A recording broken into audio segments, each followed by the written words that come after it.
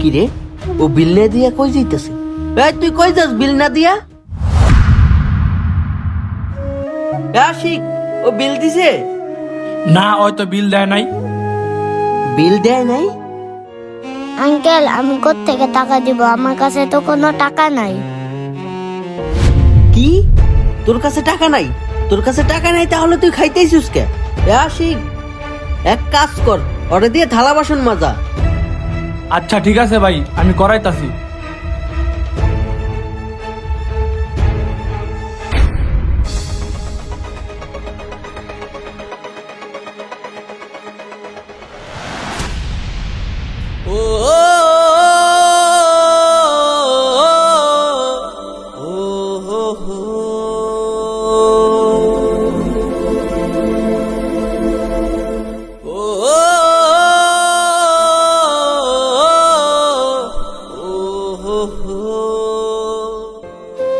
Uncle, আমি একটা কথা কইতাম।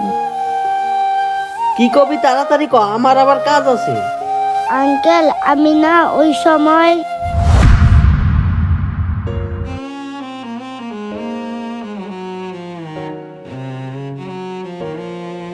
আমার পেটে তো অনেক ক্ষুধা। আমি যদি দুগা ভাত খাইতে পারতাম তাহলে কতই না ভালো হতো। আল্লাহ, আমাকে দুগা ভাত খাওয়ার ব্যবস্থা করে দাও। আমি ক্ষুধার জ্বালায় আর সহ্য করতে পারছি না। কি ব্যাপার, আঙ্কেলে সব ভাত খাইলো না?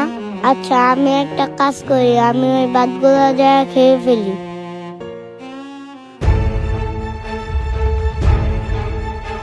কেউ দেখার আগে ভাতগুলা খেয়ে ফেলি।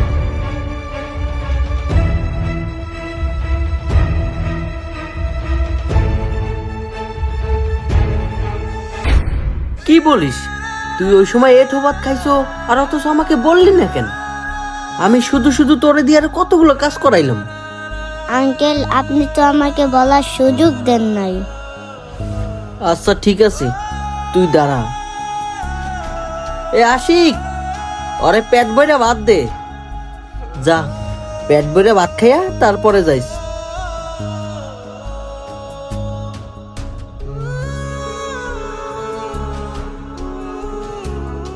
এই যে তোমার ভাত, আর কিছু লাগলে আমরা জানাও, হ্যাঁ?